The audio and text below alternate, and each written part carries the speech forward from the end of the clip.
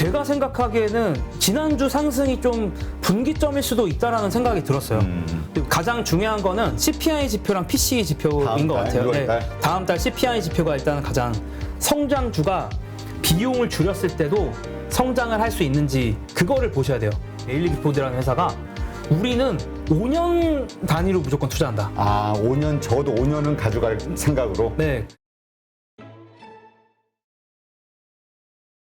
네, 오늘 모신 분은 이루다 투자일임의 김단태 대표님입니다. 안녕하세요. 네, 안녕하세요. 네, 네. 김단태입니다.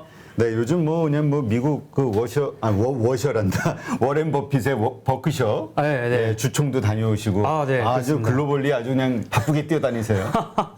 너무 궁금해가지고 또 워렌 버핏 그 할아버지께서 이제 나이가 92살이거든요. 그래서 이게 언제 세상을 떠나실지 오늘 아니면 언제 뵐까? 그런 마음으로 네, 다녀왔는데 되게 너무너무 재밌었어요. 정정하세요? 네. 저 너무 깜짝 놀란 게 이제 코로나 기간 때도 사실 주주총회를 했었는데 사실 그때는 어떻게 보면 관중들이 없었잖아요. 그러니까 이제 그냥 컴퓨터와 이제 자신과 이제 주주총회를 진행했을 때는 저도 그 영상을 봤었는데 그때는 되게 좀 풀이 죽어 보였었는데 이번에 제가 주주총회 가서 봤더니 너무 신나는 거야, 사람이. 그래서 너무 재밌게 봤어요. 그러니까 이분이 진짜 관종이구나. 그러니까 약간 혼자서 원래 그 관중 없이 노래 부르다가 관중들 꽉 찬 관중 앞에서 노래 부르니까 신난 그런 가수의 모습. 그래서 워렌 버핏이 이제 관종이다 이런 생각을 하면서 네, 되게 재밌게 보고 왔습니다. 네, 일단 우리가 미국 시장에 대해서 관심을 가질 수밖에 없는 게 미국 시장이 어려워지면서 한국 시장도 엄청난 조정이 있었고, 그렇죠. 네, 미국 시장이 좀 좋아져야 한국 투자자들도 또 좋을 거라 기대할 수밖에 없으니까 또. 뭐 미국 주식에 투자한 분들도 워낙 많고요. 네. 그분들을 이번에 아마 제대로 미국 주식에 공포심을 느꼈을 거예요. 너무 얻어맞아가지고. 그러니까 우리 넷플릭스 같은 게 뭐 고점 대비 70% 이상 네. 빠졌으니까 할 말 다 했죠. 나름 그래도 이제 빵 중에 하나인데 넷플릭스가 지금 생각해보면 빵에 들어가 있는 것들이 너무 많이 얻어맞았어요. 페이스북도 메타 훨씬 더 많이 회사 뭐 비슷하게 떨어졌나 더 많이 떨어졌나 뭐 그 정도고 애플도 아마 고점 대비 한 20%는 떨어지긴 했을 거라서 대장주라고 할 수 있는 애플조차 만만치 않은 상황이죠. 이런 상황에서 뭐 빵이 이 정도니까 그 외 중소형주 우리 캐시우드를 추종했던 또 많은 분들이 있잖아요. 이런 중소형 그 성장주들에 투자했던 분들은 거의 고점 대비 80%, 네. 90%만 이래요. 뭐 카바나라고 이제 중고차인데 이제 그거 판매를 이제 온라인으로 하는 그런 플랫폼이 있거든요. 카바나 고점 대비 막 90% 떨어지고 엄청나요. 고점 대비 80% 이상 떨어진 그런 중소형 성장주들 정말 많아요. 캐시우드 ETF도 고점 대비 한 75% 정도 떨어졌을 겁니다. 그러니까 엄청나게 빠진 거죠. 그러다 보니까 이제 나스닥 시장에 대한 걱정을 안 할 수가 없는 거죠. 지금 시장 상황 어떻게 보시나요? 이게 사실은 이제 저희가 오늘 날짜가 5월 31일인데 5월 31일 이 전주는 사실 그래도 많이 올랐어요. 그러니까 그렇지. 계속 정말 힘들게 떨어지다가 그래도 전주에 좀 상승으로 되게 아름답게 끝이 났는데 제가 생각하기에는 지난주 상승이 좀 분기점일 수도 있다라는 생각이 들었어요. 근데 왜 그런 생각을 했냐면 지난주에 일단 그 물가 지표들이 이제 몇 개가 발표가 됐는데 네. 거기서 약간의 그 인플레이션 정점이 되지 않았을까? 인플레이션이 피크를 찍은 게 아닐까라는 그 일말의 희망을 좀 봤거든요. 그래서 그 PC라는 이제 물가 지표부터 얘기를 드리면 근원 지수. 네, 근원도 있고 뭐 근원이 아닌 것도 있는데 어차피 PC나 CPI나 어쨌든 그 퍼스널 컨슈머 익스펜디처긴 한데 어쨌든 갑자기 이거 한국말로 뭐라고 하는지는 모르겠으나 이제 물가 지표 중에 하나인 PC를 보면은 이게 원래 계속 상승했었거든요. 그러니까 근데 상승폭이 줄어든 게 지난 11월 이후로 처음이에요. 그래서 사람들이 일단은 그거에 대해서 되게 고무적으로 받아들였고, 그래서 지난주 이제 말쯤에, 금요일쯤에 나스닥의 급등 원인 중에 하나가 바로 그 PC 지표가 잘 나온 게 있었고, 그 다음에 이제 지난주 수요일쯤이었나요? 그 FOMC 회의록이 공개도 되고, 그 다음에 또 물가 지표들이 또 CPI 지표도 발표가 되는데, CPI도 원래 기대치보다 높게 나오기는 했어요. 그래서 이게 걱정할 건가 싶다가도 가만히 열어보니까 CPI도 사실 어떤 게 있었냐면 그 우리가 CPI를 측정할 때도 양극단 값을 제외하고도 이제 보기도 하거든요. 왜냐면은 뭐 우리 예전에 이제 피겨 스케이팅 이런 것도 점수 매길 때 보면 약간 양극단은 좀 애매하니까 전체적 그 제외하고 우리 점수를 매기기도 하거든요. 그렇죠. 뭐 그런 것처럼 좀 전체적인 트렌드를 스무스하게 보기 위해서는 가끔 양극단의 값이 이 전체를 뒤흔드는 경우가 있기 때문에 이제 이거를 양극단 값을 제외하고 CPI 지수를 보기도 하는데 이제 클리블랜드 연준에서 발표하는 뭐 트림드 CPI라는 지표가 있는데 그거를 봤을 때는 오히려 또 하락했어요. 트림드 CPI가. 그러니까 CPI 지표 자체는 올라갔는데 결국에 이 오르는 원인이 그 항공비가 뭐 20 몇 프로, 20% 이상 상승한 게 발견이 되면서 결국에는 특정 어떤 몇 가지가 급등하면서 CPI가 오른 거다라는 거는 이제 특정만 올랐으면 이게 전체적인 현상이 아니고 그냥 어떤 단기적인 수요 공급에 의한 단기적일 수도 있는 이슈다라는 판단을 좀 한 거고 그래서 이제 CPI에서도 좀 희망의 빛이 약간 발견이 되고 PC라는 또 물가 지표에서도 희망의 좀 빛이 발견돼서 어떻게 보면 그게 이제 시장에서 되게 긍정적으로 받아들였고 저도 이걸 좀 되게 긍정적으로 보면서 이게 진짜 만약에 다음 달 CPI랑 PC 지표를 발표했을 때 이런 추세가 정말 지속이 되면은 그때는 정말 시장 저는 분위기가 완전히 바뀔 수 있다라는 생각이 좀 들기는 시작을 했어요. 사실 그 PC 지표가 크게 차이 나진 않아요. 6.6%에서 6.3%. 그러니까 맞아요. 6.3% 꺾인 건데 네네. 그 시장은 아주 환호를 하는 거군요. 그렇죠. 그러니까 이게 안 좋게 보는 사람은 야, 겨우 지금 한 달 지금 0.3이야. 아니 이게 이렇게 올라가다가 요거 꺾였다고 지금 이렇게 너네들 환호하는 게 말이 되니?라고 하는 사람들도 있기는 해요. 그래서 너무 호들갑이다. 겨우 야 지금 너무 한 달 갖고 지금 몇 달 동안 지금 사실 인플레이션들이 다 이렇게 지표가 올랐는데 겨우 지금 한 달 떨어진 것 같고 너 이렇게 환호하니? 약간 삐딱하게 보는 사람들도 있습니다. 그래서 그 우리 뭐 주식도 보면은 이렇게 상승세 있다가 뭐 잠깐 꺾였다 상승하는 경우들도 있잖아요. 그래서 그렇죠. 그런 이제 부정적으로 보시는 분은 이거 그냥 잠깐 그냥 꺾인 거고 다시 인플레이션 지금 상승세야. 너네 한 달 갖고 이렇게 호들갑 떨지 마 이렇게 얘기하시는 분들도 있고 그런데 어쨌든 간에 뭐랄까 좀 긍정적인 게 그래도 11월 이후로 지난 11월 이후로 그래도 인플레이션이 정점이 될 수도 있다라는 가능성을 발견했다는 데서 좀 희망의 빛을 보시는 분들이 있습니다. 네, 사실 진짜 그 우크라이나 네. 예, 전쟁 이게 끝나기 전까지는 우리가 뭐 이거 믿을 수 있겠어?라고 생각하시는 분도 분명히 있기는 해요. 너무 당연한 말씀이고요. 그리고 PC 같은 경우는 일단 에너지 가격이 포함이 안 되니까 코어로 들어가면 이제 에너지랑 푸드를 빼요. 예, 그렇죠. 네, 근원으로 들어가면. 그렇죠. 그러니까 유가라든가 원자재 가격은 계속 올라가고 있으니 그렇죠. 과연 얼마나 믿을 수 있겠냐. 거기에 우리 CPI로 봐야 되지 않냐라고 생각하시는 분들도 있지만 네. 그러나 어쨌건 중요한 지표가 꺾였다는 거에 의미를 좀 두자. 네. 그렇게 보시면 되고 그다음에 전쟁 안 그래도 말씀을 주셨으니까 그러니까 전쟁이 좀 부정적으로 보이는 부분들이 있어요. 그러니까 제가 사실 전쟁 관련돼서 그러니까 물론 뭐 전쟁 자체에 대한 뉴스도 중요하지만 이제 경제적으로 그냥 보면 결국 루블화가 얼마나 강하냐가 좀 중요하다고 생각을 하거든요. 왜냐하면은 결국에 러시아가 전쟁을 유지를 하려면 이것도 되게 경제적인 그렇죠. 싸움이잖아요. 그러니까 경제적으로 러시아가 여유가 돼야지 이제 이 전쟁 비용을 충당할 수가 있는 건데 이제 러시아 입장에서 원래 기억을 하실런지는 모르겠지만 전쟁 초반에는 루블화 가치가 거의 바닥으로 떨어졌어요. 엄청나게 바닥으로 떨어져가지고 러시아 중앙은행이 금리를 20%로 인상하기도 했었거든요. 왜냐하면 자국의 화폐의 어떤 방어를 위해서. 근데 지금 어떤 상황이냐면 러시아 루블화 가치가 전쟁 이전보다 더 높아요. 이거는 그 무슨 얘기냐면 원래 각국이 다 경제 제재하겠습니다. 우리가 러시아 경제 제재하겠습니다. 서방 각국들이 다 겉으로 이렇게 외쳤잖아요. 그거는 그냥 여론을 의식해서 각 국가의 지도자들이 그냥 그렇게 얘기를 한 거고 뒤로는 다 러시아랑 거래를 하고 있는 거거든요. 그래서 이제 러시아가 우리와 에너지 거래를 하고 싶다면 루블화로 결제해라. 이렇게 약간 으름장을 놓은 거거든요. 어쨌든 러시아한테는 이 원자재가 있기 때문에. 그래서 어쨌든 이제 다른 유럽의 국가들 입장에서는 어쨌든 울먹여잡업기로 러시아와 거래를 할 수밖에 없고, 그러니까 그 거래를 한다는 지표를 경제적으로 확인할 수 있는 방법이 그냥 루블화거든요. 루블화 가치거든요.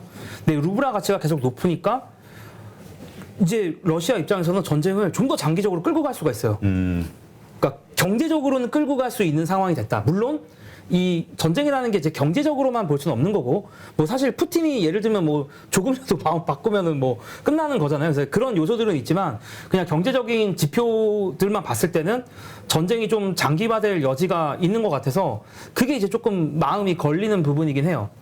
네. 그러니까 지금 전비라든가 엄청난 네. 그런 것들에 대한 거는 있지만 우리가 처음에 봤던 러시아 경제가 대외 경제가 완전히 무너지는 이런 거는 다시 회복이 되고 있으니까 네. 러시아가 좀 더 버틸 만한 힘이 될 수 있다 그런 상황이 네, 네. 이렇게 보는 걸로 이해를 하겠습니다. 네네.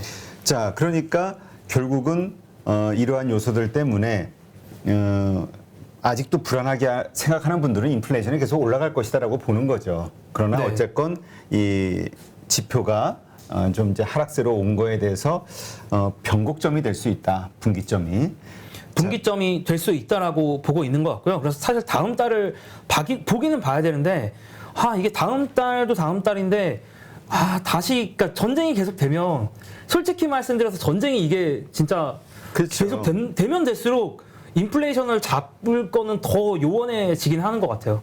근데 또 알 수 없는 게 뭐 요즘 뭐 뉴스 그러니까 워낙 루머가 많아서 맞아요, 뭐 푸틴이 맞아요. 축출되는 맞아요. 근데 재밌는 건 어제 그러니까 오늘 시장이죠. 오늘 네네. 새벽 러시아 증시는 7%나 폭등했단 말이죠. 네네. 예, 그러니까 증시가 오를 일이 없는데 저렇게 네. 폭등했다는 거는 뭔가 전쟁에 대한 좋은 의미가 있나? 뭐 이런 그런 별의별 기대를 다 하는 거지. 생각도 할 수도 있고, 네. 참, 네. 그러니까 하여튼 불확실하다. 네네. 그러면은 우리가 분기점이 될 수 있는 거는 뭘 확인하고 가장 중요한 거는 CPI 지표랑 PCE 지표인 다음 것 달, 같아요. 6월 달. 다음 달 CPI 지표가 일단은 가장 크지 않을까 싶습니다. 사실 뭐 페드가 FOMC에서 어떻게 한다 자체는 좋은데 사실 그러니까 페드의 반응은 사실 결국에는 인플레이션이라는 어떤 현상에 대한 반응일 수밖에는 없는 거라서 결국 집중해야 될 거는 저는 CPI 지표인 것 같아요. CPI 지표, 그러니까 CPI 지표 그냥 헤드라인이라고 하죠. 그냥 전체 지표도 그렇지만 그거를 아까도 제가 말씀드렸듯이 그거를 좀 분해해서 트림드 CPI 같은 것도 좀 보시고, 그러니까 물가가 올랐는데 어떻게 보면 양과 질 모두를 좀 계속 살펴보실 필요가 있다라는 말씀을 드리고, 어쨌든 만약에 2달 연속으로 긍정적으로 이게 해석이 될 여지가 있는 형태로 지표가 나오면 시장의 방향이 많이 바뀔 수는 있을 것 같아요. 많이 바뀐다는 말은 급등할 수 있다? 네. 그 급등까지는 아니더라도 적어도 플랫하게라도 갈 수 있겠죠. 하락세는 적어도 하락은 이제 끝났다. 하락은 끝날 수 있겠죠. 그거 가지고 위안이 안 되는데 뭔가 올라줘야지. 상승까지 하려면 좀 더 아름다운 재료들이 있어야 될 것 같아요. 우크라이나 전쟁이 끝났다든지. 네네, 뭔가 좀 더 그러니까 이게 그러니까 솔직히 저는 급등까지는 이제는 좀, 그러니까 어떤 이벤트가 있지 않으면 급등 힘든 것 같고, 그래도 인플레이션이 조금 꺾이는 여지가 보이면 천천히 상승하는 분위기로 갈 수는 있을 것 같다 정도가 지금 생각하는 시나리오긴 합니다. 네. 만약 그런 지표가 나오면 그럼 우리가 어떻게 대처해야 돼요? 일단은 당연한 얘기겠지만 인플레이션이 좀 이제 진정되는 것 같다라고 하면은 당연히 성장주들이 가장 좋을 수밖에 없고요. 기술주나 성장주 위주로 들어가시는 게 좋고, 반대로 인플레이션이 좀 더 악화되는 것 같다. 그러면은 좀 가치주 위주로 포트폴리오를 구성하시는 게 좋을 것 같기는 해요. 그래서 그런 CPI나 PCE 지표를 좀 보시면서 대응을 하시는 게 가장 이상적이라고 생각을 하고 있습니다. 네. 어쨌건 지금 뭐 고점 대비 30% 빠졌다 이런 얘기를 하니까 이제 우리가 2000년도 그 IT 버블 이후에 다시 반등이 있었잖아요. 반등이 일어났을 때 어떤 주식들이 많이 올랐을까? 이거를 좀 본다면 조금 우리가 힌트를 얻을 수 있지 않을까 생각이 되는데 2000년대 상황은 어때요? 그러니까 제가 딱 그 질문도 주셨지만 제가 좀 그 상상을 해봤어요. 만약에 이번이 그래도 작은 닷컴 버블 붕괴라고는 할 수 있거든요. 뭐 아까도 제가 얘기했다시피 중소형주 중에서는 80% 이상 빠진 것도 있으니까 그렇지. 전체 주가 지수도 어쨌든 많이 떨어졌고 그러면 만약에 이게 최악의 상황이라고 생각해서 닷컴 버블 붕괴에 좀 버금가는 상황이다라고 했을 때는 저는 좀 특히나 성장주나 기술주 투자하시는 분들이 한국에 좀 많으시니까 나스닥 위주로 투자하시는 분들이 많다 보니까 2000년대에서 교훈을 얻을 수 있지 않을까 싶어가지고 2000년대에 좀 성공 케이스와 좀 실패 케이스를 좀 하나씩 좀 분석을 해봤거든요. 그럼 2000년대 성공 케이스부터 좀 얘기를 해보면 대표적으로는 아마존이에요. 근데 아마존도 사실 많이 떨어지기는 했어요. 고점 대비 90% 이상 사실 닷컴 버블 때 떨어졌기 때문에. 왜 넷플릭스가 떠오르지?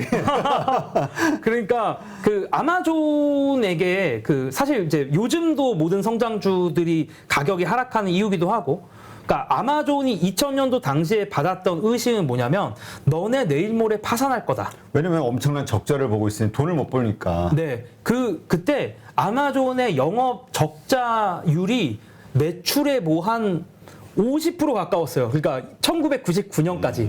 근데 그럼에도 불구하고 아마존의 어떤 상승이 어느 정도 시장에서 그 허용을 해줬던 건 뭐냐면 아마존 매출이 전년 대비해서 169% 상승했기 때문이에요. 그러니까 아마존도 99년에 아마존은 매출. 네, 매출 상승 폭이 169%니까 내가 100원 팔 때마다 적자를 50원씩 봐도 시장에서 오케이 해줬어요. 왜냐면 매출 상승률이 169%니까. 근데 뭐 여러분 우리가 다 아시다시피 2000년도 초반에 닷컴 버블이 터졌고 아마존의 주가가 이제 급락하기 시작을 했어요. 근데 계속 급락을 하다가 터닝 포인트가 결국에 이제 있었을 거 아닙니까? 그렇죠. 그 어떤 순간에 이제 터닝 포인트들이 있었냐면 일단은 아마존의 제프 베조스가 완전히 이거를 잘 파악을 하고 수비적인 형태로 이제 전환을 했어요, 회사를. 그럼 어떻게 수비적으로 전환을 했냐면 좀 그 직원들을 많이 좀 이제 정리하고 하기도 했고요. 그다음에 아마존이 이제 원래 뉴미디어 그러니까 전통 미디어에 뭐 TV나 신문 이런 데 광고도 많이 하고 있는데 그런 거 광고하던 거 다 끊고 다 없애고 완전히 수비 모드로 들어가서 그 2000년도 같은 경우는 그러니까 전년 대비 성장률을 13%로 어느 정도 잘 막습니다. 그러니까 매출 성장률이 169%에서 13%로 줄였는데 이게 적자율을 드라마틱하게 줄이는데 성공했어요. 적자율이 비용을 확 줄였다는 얘기네. 네. 쓰는 비용을. 근데 여기서 주목해야 될 건 뭐냐면 비용도 줄이고 적자폭도 줄였는데 성장은 어쨌든 했다는 거죠. 아, 그럼에도. 네. 비용도 줄이고 적자폭도 줄였는데 어쨌든 전년 대비 성장률을 매출 성장률 13%를 그래도 이뤄냈다. 그 169% 성장했던 거에 비하면 작아지긴 했으나 13%죠, 그래도. 그렇죠. 이제 그거에서 사람들이 좀 약간 희망을 보기 시작을 한 것 같아요. 그리고 아마존이 이제 이런 것들이 좀 가능했던 이유 중에 하나가 2000년도 11월에 아마존이 이제 수익이 나는 좀 사업들을 몇 개 시작을 했어요. 원래 이제 아마존이 주로 했던 거는 뭐냐면 이제 1P라고 해서 그 자기들이 직접 책이나 물건을 사서 이제 팔았잖아요. 그런데 아마존이 2000년 11월에 서드 파티로 이제 커머스를 했는데 서드 파티라는 게 뭐냐면 아마존이 직접 물건을 사서 파는 게 아니라 그 아마존은 중간에서 플랫폼으로만 하고 장터를 그냥 마련한 거죠. 오픈 마켓이라고 하는데 아무나 들어올 수 있는 이제 장터를 마련해서 그냥 뭐 지나가는 김개똥이가 아마존에 물건 올려서 팔 수 있게 그런 이제 그 오픈 마켓을 만들었거든요. 뭐 지금은 흔한 거지만 근데 오픈 마켓이 왜 중요했냐면 이 오픈 마켓 모델을 도입하면서 아마존의 그 수익성이 훨씬 좋아졌어요. 왜냐하면 아마존은 아무것도 할 게 없거든요. 오픈 마켓 생각해 보면 중개만 해주는 거니까. 중개만 그냥 웹사이트만 있으면 돼요. 아마존은 할 게 전혀 없고 사실 이 양측이 거래하는 거기 때문에 아마존 입장에서는 이게 약간 뭐랄까 수익성이 있는 사업을 발굴해서 약간 코 안 풀고 손 안 대고 코 풀기. 이게 말이 제대로 안 나오네. 아니, 아까서부터 단어 선택이 네. 홍길동이도 있는데 왜 김개똥이야? 좀 너무 저렴했나? 알겠죠? 이게 고품격 제가 8.15에 와가지고 제가 죄송합니다. 네. 좀 반성하시고요. 네, 좀 더 아름다운 단어 선택하도록 하겠습니다. 네. 홍길동이 생각이 안 나와서 제가 김계동이라고 했는데. 네, 아니 근데 그러한 것들, 그러니까 그러한 현상들에 의해서 뭔가 바닥을 탈출하려는 노력들이 있었다는 거잖아요. 그렇죠. 자체 회사들의 네. 상황이 외부 상황이 바뀐 게 아니라. 네. 그래서 그런 노력들이 성공을 했고 아마존이 이제 분기 흑자를 처음으로 기록하게 돼요. 그러니까 적자폭을 줄이다가 이게 2001년 마지막 분기에 분기 첫 흑자를 처음으로 해내요. 그러니까 아마존이 이제 뭐 상장한 지도 한참 됐지만 그렇지. 어쨌든 분기 첫 흑자를 해내면서 완전히 그 다음부터 아마존에 대한 분위기가 바뀌게 돼요. 그래서 그 다음부터 이제 아마존 주가는 수직으로 상승을 했다고 보시면 되고, 그러니까 제가 지금 그리고 실패 사례도 말씀드리면서 제가 정리를 드릴 수가 있을 것 같은데, 실패 사례는 시스코라는 회사인데, 시스코도 IT 버블 때 가장 핫했던 기업 중에 하나죠. 네, 가장 핫했던 기업이고, 시스코 같은 경우는 그냥 네트워크 장비를 파는 회사다, 이렇게 생각을 하시면 됩니다. 근데 시스코 같은 경우가 이제 똑같이, 그러니까 아마존과 같은 이제 닷컴 버블을 맞이하고 나서 비용을 줄였는데, 문제는 뭐였냐면 시스코는 닷컴 버블을 지나가는 동안 매출을 성장시키지 못했어요.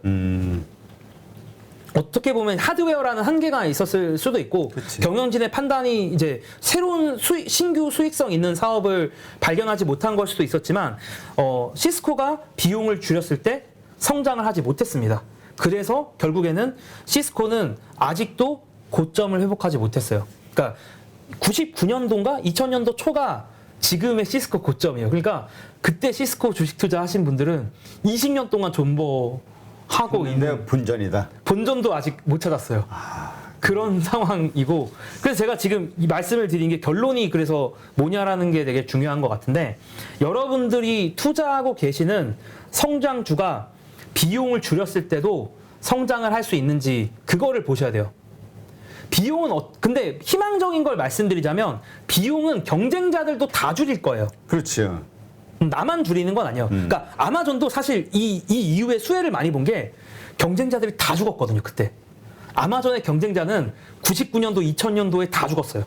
그러니까 정신 차리고 보니까 아무도 살아남지 않아서 아마존이 이제 간 건데, 아마 이번도 버블이 붕괴가 되는 순간이라면 아마 경쟁 회사들이 많이들 망할 거고, 그 회사들이 망하고 나면 과실들은 다시 소수의 성장주들에게 집중될 가능성은 저는 있다고 보는데, 가장 어쨌든 주의 깊게 지켜보셔야 되는 게 이 회사들이 자금 조달을 추가로 하지 않아도 성장할 수 있는가, 비용을 줄이고서도 성장할 수 있는가, 그거를 계속 지켜보셔야 될 것 같고, 그거를 지금 그냥 판단이 만약에 가능하다라고 하시면 그런 주식에 투자를 하셔도 되는데, 조금 더 신중하게 들어가고 싶으시면 아까 제가 말씀드렸듯이 분기로 첫 흑자를 낼 때까지 기다리고 나서 들어가도 그 이후에도 사실 이제 먹을 거는 되게 많았거든요.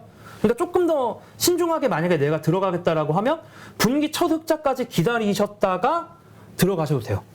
그래서 그런 좀 아마존과의 이제 사실은 제가 00년이나 08년도 조금 봤었는데, 뭐 08년까지 얘기하면 너무 길어질 것 같아서 빼고, 어쨌든 00년 때 이런 성장주들, 성공한 성장주와 실패한 성장주를 보면서 좀 느꼈던 거는 그런 부분이었어요. 그래서 제 생각에는 지금 성장주 투자하시는 분들이 많으니까 이런 부분들을 조금 더 주의 깊게 보면서 종목에 접근하면 좋지 않을까라는 생각을 하고 있어요. 그러니까 대부분 아마 물렸을 거란 말이에요, 지금. 네.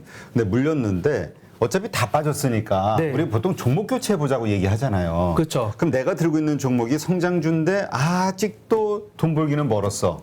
근데 많이 빠졌는데 저쪽은 좀 매출이 늘어나면서도 비용을 많이 줄이고 있어. 이런 분위기라면 그런 쪽으로 옮겨 타는 것도 괜찮다. 그렇죠. 그러니까 그 분야의 뭐 같은 분야의 주식을 갖고 있는데 만약에 내 경쟁자가 그러고 있으면 재빨리 갈아타셔야 돼요.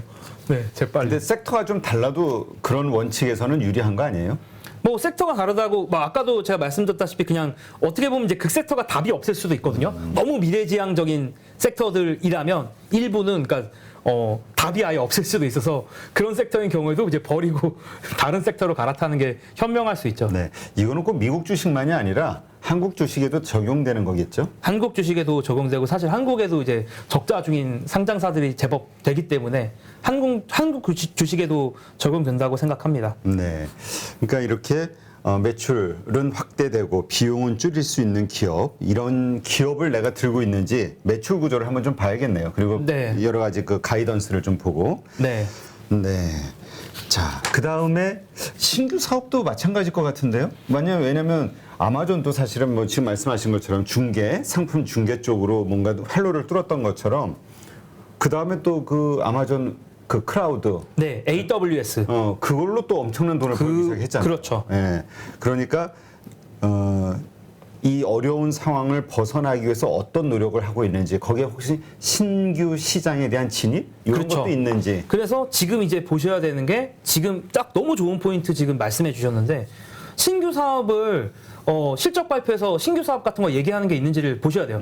그리고 그 신규 사업을 내가 얘기를 들어봤을 때 그게 말이 되는지를 보셔야 되는 것 같고 그래서 지금까지는 거의 뭐랄까 너무 시장에 돈이 넘치다 보니까 기업들도 수익성 신경 안 쓰고 그냥 소비자한테 막 퍼다 줬거든요. 그렇죠. 내가 100을 매출이 나오면 적자를 막 5씩 보는, 10씩 보는 막 그런 비즈니스를 다들 했단 말이에요. 소비자한테 막 퍼주는 거야. 근데 이제 그런 시대는 끝났으니까 이제 좀 아마 경영진들도 이제 그걸 다 인지하고 있을 거고 그들이 이제 대응을 하는 게 뭐 이번 분기나 혹은 다음 분기 뭐 실적 발표 시즌에 어닝콜 때 아마 얘기들을 할 거예요. 그럼 그게 그들의 새로운 결정들이 말이 되는지를 계속 보셔야 돼요. 지금 이번에 일시적으로 그 수익을 나셨던 분들도 계속 들고 있다가 엄청난 적자로 빠지신 분들이 있단 말이에요. 그러면서 이제 이번에 경험하게 된 게 주식은 오래 들고 있으면 안 되는구나. 수익이 났을 때 팔아야 되는구나. 이런 생각 하시는 분도 있는데 그쵸. 또 반면에 정말 오랫동안 가지고 있었을 때 그 주식이 아주 정말 뭐 몇 배, 몇십 배 올라갈 수도 있는 가능성이 있는 거니까 이러한 가능성. 그래서 지금 되게 이번 어려운 시장을 경험한 분들이 혼란스러워하는 것 같아요. 이거와 관련해서 어떤 생각을 가지고 계세요? 그러니까 저는 사실은 그러니까 이런 지금 제가 말씀드린 것들을 다 도합해서 가장 사실 제가 중요하다고 생각하는 건 내 투자 스타일을 정하셔야 돼요. 그러니까 스타일을 정하고 그거를 일관성 있게 해야 되거든요. 투자 기준 원칙. 네, 원칙을 정해야 되는데 근데 이제 제가 많은 분들을 제가 볼 때마다 느끼는 게 근데 이거 저도 어쨌든 쉽지 않은 부분이지만 이런 거죠. 그러니까 분명히 나는 장투하겠다.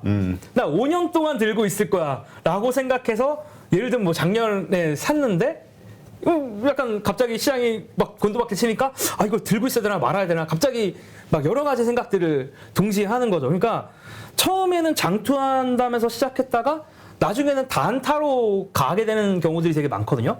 근데 그럴 때일수록 그러니까 저는 뭐 장투가 답이다, 단타가 답이다라고 하고 싶진 않은데 제가 말씀드리고 싶은 거는 어쨌든 내가 컨셉이 뭔지 내가 어떤 컨셉에 투자자인지 명확히 정하고 그걸 일관성 있게 하셔야 돼요. 그래서 장투 컨셉이면 정말 장투 컨셉에 맞춰야 되고 장투가 뭐 아까도 지금 말씀해 주셨지만 답이 없는 게 전혀 아니거든요. 뭐 예를 들면 베일리 기포드라는 회사가 있는데 베일리 기포드는 아마존을 19년 동안 들고 있었어요. 예. 19년 동안 수익률이 몇 프로인지도 모르겠어. 수익률이 뭐 몇천 %거든요. 거의 만까지는 안 갔는데 한 뭐 8,000% 뭐 그 정도 되거든요. 그러니까 그 회사의 투자 방식이 그러니까 전체 펀드가 뭐 수익률이 그런 건 아니지만 결국에 그 회사는 장기 투자를 통해서 소수의 몇 개의 종목이 전체 펀드를 하드 캐리해요. 소위 말해서. 그래서 뭐 테슬라도 그 회사가 한 9년 정도 들고 있었고 그러니까 테슬라도 거의 상장한 다음부터 계속 들고 있었고 그다음에 아마존도 거의 상장 직후 닷컴버블 전후로 투자를 해가지고 아직도 갖고 있으면서 둘 다 막 뭐 8,000%, 9,000% 그렇게 갖고 있는데 만약에 내가 그런 스타일로 투자를 할 거다라고 하면은 저는 또 추천드리는 것 중에 하나가 그런 회사들이 어떻게 투자를 하고 있는지를 그러니까 나의 투자 스타일과 비슷한 생각을 갖고 있는 어떤 그 기관 투자자, 아주 유명한 기관 투자자들이 뭐를 사고 뭐를 파는지 그거를 되게 주의 깊게 보시는 게 저는 좋다고 생각을 하고 있습니다. 네, 이 데일리 기포드? 베일리 기포드입니다. 네, 데일리 기포드. 네. 여기 제가 손절한 주식을 여기가 사가지고 엄청난 수익을 올렸더라고. 국내 주식 바이오니아. 아, 네, 그때 제가 떠올리는 거는 그때 신규 공모주였는데 그 수익을 못 내고 네. 바이오 네. 그 분자 진단 기업이었는데 하여튼 근데 세계적인 분자 진단 기술을 가지고 있다라는 이유로 사기 시작해가지고 하여튼 뭐 한 4, 5%대 네. 지분을 가지고 있었던 모양이에요. 그래가지고 수익률이 뭐 엄청나다는 그런 이야기를 떠올리면서 아 우리가 종목은 잘 고를 수도 있겠구나. 단지 그걸 끝까지 버틸 수 그쵸, 있는 그쵸. 인내심. 그러니까. 7년, 8년, 10년을 버틸 수 있냐. 네. 이게 그러니까 결국 종목을 잘 선택해야 되는 거. 그래서 그 베일리 기포드가 이제 홈페이지 가면은 우리의 투자 철학 이런 문서가 있어요. 그걸 읽어보면 이제 뭐 어떤 얘기를 하냐면 베일리 기포드라는 회사가 우리는 5년 단위로 무조건 투자한다. 아, 5년 적어도 5년은 가져갈 생각으로. 네, 그러니까 딱 그 거기에 얘기가 그 투자 철학이 딱 정확하게 돼 있는 게 5년 동안 매출이 급등할 회사만 본다는 거예요. 아, 아니, 최근 5년. 5년, 그러니까 5년 후에. 아, 5년 그러니까 후에 우리가 급등할. 네, 그러니까 당장은 급등을 못 하고 있더라도 우리가 보기에 우리가 분석을 했을 때 5년 후에는 급등할 것 같은 회사를 사겠다라는 게 베일리 기포드의 철학이에요. 이게 저 매출. 네네, 매출이에요, 매출. 이 친구 아니고 이 회사는 친구면 친구면 이 분들은 제가 제 채널에서 내가 너무 그 말을 더 저렴하게 하다 보니까 고품격 방송에 와가지고 죄송. 이분들은 좀 성장주 위주로 투자를 해가지고 그렇게 그 이익에 대해서는 크게 신경 쓰진 않으시더라고요. 좀 더 매출을 훨씬 더 중요시하고 계시고 그래서 5년 뒤에 이제 급등할 수 있는 매출이 급등할 수 있는 것들 위주로 가면 자연스럽게 주가는 따라온다. 라는 게 이제 이분들의 생각이고요. 그 다음에 이 베일리 기포드 얘기가 나왔으니까 조금만 더 말씀을 드리면 베일리 기포드가 가장 또 중요시하는 것 중에 하나가 무슨 얘기 하려고 했지? 갑자기 또 까먹었네? 이렇게 얘기했어. 잠깐만요. 제가 여기 써놨을 것 같아서. 이럴 테니까. 이거다.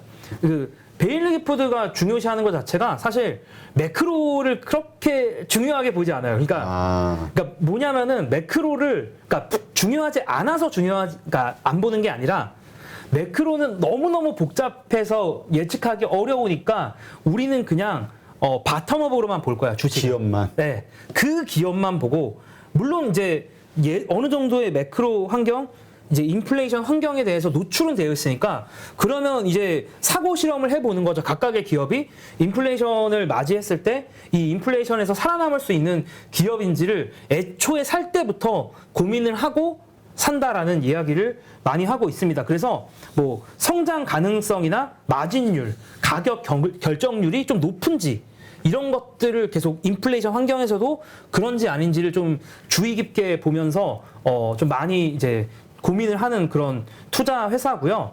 그래서 이 회사가 뭐 또 이미 또 얘기가 나왔으니까 이번 분기 기준으로 그래도 탑5 이 회사가 갖고 있는 미국 주식 탑5를 좀 말씀을 드리는 게 그래도 좋을 것 같아서 지금 보유하고 있는 네네 이 베일리 기포드 거의 한 130년 정도 전통의 정말 유명한 스코틀랜드 기반의 회사인데 어쨌든 이 회사가 미국 주식 기준으로 탑5가 이제 지난 분기가 공개가 됐고 사실 이 회사는 전 팔로우하기가 되게 좋다고 생각하는 게 그 보유 종목을 크게 안 바꿔요.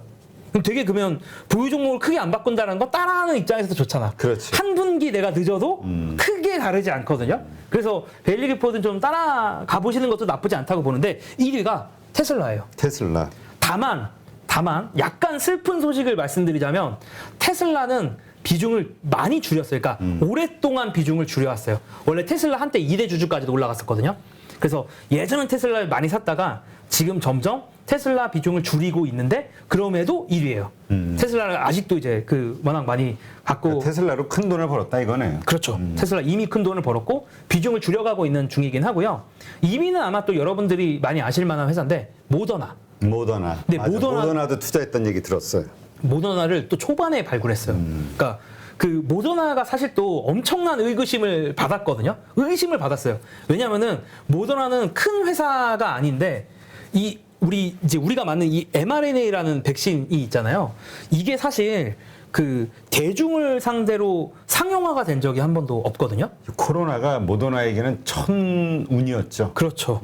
천운이었고 그거를 이 작은 회사가 해낼 거라고 그 누구도 생각하지 않았는데 이제 우리나라에서도 사실 모더나 백신이 꽤 인기가 그렇죠. 있었던 것처럼 모더나가 이제 이걸 성공하면서 뭐 엄청난 회사가 됐고 그러니까 그러다 보니까 비중이 더 올라간 거예요, 사실. 모더나 비중이. 그러니까 그렇게 처음에 그 비중이 높진 않았는데 뭐 주가가 오르다 보니까 그렇지. 이제 많이 오른 케이스라고 볼 수가 있고요. 3위는 일루미나라는 회사인데 일루미나. 네, 이건 또 유전체 분석을 하는 회사. 유전자 분석. 네, 유전자 분석 뭐 이런 걸 하는 건데 뭐 기본적으로는 그렇게 보는 것 같아요. 그러니까 바이오와 관련된 뭔가를 하려면 일단은 유전자를 분석하는 게 가장 문 앞에 있다. 그거를 지나가지 않을 수는 없다. 라는 관점에서 일루미나라는 회사를 가지고 있는 것 같고요. 4위는 방금도 말씀드렸지만 아마존. 아직도 갖고 있어요. 근데 아마존도 계속 팔아왔는데 너무 많이 올라서 비중이 4위인 케이스라고 보시면 될 것 같습니다. 그리고 5위는 아마 아시는 분들은 또 아실 만한 회사인데 메르카도 리브레라는 회사인데 뭐 처음 들어봐. 어떤 회사냐면요. 메르카도 리브레는 남미의 아마존입니다. 사실 우리가 이제 이커머스를 좀 보면은 이커머스가 좀 재밌는 게 어느 지역에 약간 골목 대장이 좀 있어요. 예를 들면 이제 한국은 뭐 쿠팡이라고 할 수 그렇죠. 있을 것 같고 미국은 아마존이 있는데 뭐 남미에는 메르카도 리브레라는 회사가 있고요. 이 메르카도 리브레는 어떻게 하냐면 아마존을 계속 따라합니다. 아마존이 이거 하네? 그럼 우리도 이거 해야지? 약간 이런 식으로 회사 운영을 해서 상장한 지도 꽤 됐어요. 2009년쯤에 2000년대 어쨌든 초반에 상장을 했으니까 뭐 꽤 성공적인 그 운영을 하고 있고 주가도 정말 많이 올랐어요. 이미 메르카도 리브레도 주가는 거의 뭐 엄청나게 많이 올랐는데 뭐 최근은 조금 메르카도 리브레도 당연히 주가가 그렇게 좋지만은 않긴 했습니다. 어쨌든 가지고 있고 그래서 보면은 딱 크게 제가 보기에 좀 두 가지 트렌드가 있는데 이제 보유 종목을 보면은 하나는 좀 바이오 관련된 거를 좀 많이 좋아하고요. 바이오 좀 사서 장투하는 거랑 그 다음에 커머스 쪽을 또 좋아해요. 왜냐면 탑10 기업 중에 쇼피라고 해가지고 그러니까 C죠. C라고 해서 동남아에 또 아마존이 있거든요. 동남아 지역을 주무르고 있는 아마존에 해당하는 기업이 있는데 이제 그 친구도 가지고 있어서 그래서 이 회사는 약간 바이오 쪽과 좀 커머스 이런 것들을 좋아하고 장투를 정말 좋아한다. 그럼 좀 약간 장투하시는 분들한테는 조금 팁이 될 수 있지 않을까 그런 생각이 좀 들었습니다. 네. 하여튼 우리가 이렇게 성공한 투자자들 그리고 기관 투자자 물론 어떤 분들은 야 우리가 돈도 부족한데 돈 많은 기관처럼 어떻게 그렇게 오랫동안 버틸 수 있겠어라고 하지만 어쨌건 총량 기준으로 보면 어쨌든 몇백 프로 가진 자본을 뭐 몇백 프로 몇천 프로 올릴 수 있는 어떤 그 포트폴리오를 가진 곳이니까 네, 우리가 참고해서 나의 투자 기준은 어떤가 다시 한번 좀 돌아보고 내가 들고 있는 지금 주식 5년 버티면 어떻게 될 것인가도 한번 생각해 보는 것도 재미있겠네요. 그렇죠. 네, 알겠습니다. 누구나 1시간 안에 200개 종목에서 좋은 종목을 고를 수 있는 그런 능력을 배양할 수 있도록 제가 도와드리려고 그렇게 하고 있습니다.